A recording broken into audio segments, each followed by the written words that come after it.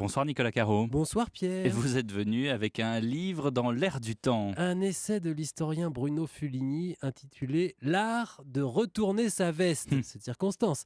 Un livre qui s'intéresse donc à la trahison, à la félonie et à la ragusade. La ragusade.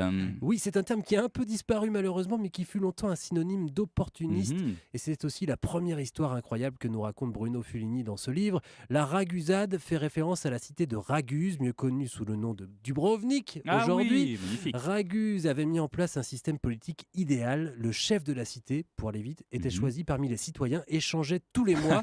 Mais pendant ce mois, le recteur, le chef, n'avait pas le droit de quitter le palais, entouré uniquement des fonctionnaires de la République, sans courtisans, sans dîner, sans rien, uniquement tourné vers la bonne gestion de la cité. Raguse a tenu longtemps, mais Napoléon a fini par s'en emparer. L'empereur a nommé un homme à lui, le général Marmont, à la tête de la cité, sauf que lui n'avait pas du tout l'intention de lâcher le pouvoir au bout d'un mois.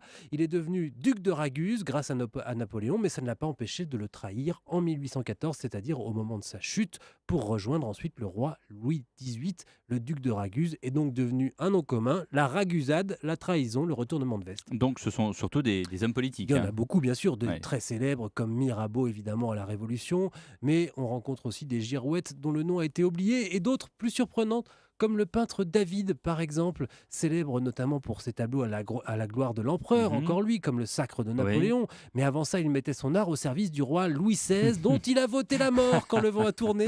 Il est devenu ensuite le peintre de la République, avec la mort de Marat, vous savez, dans sa baignoire.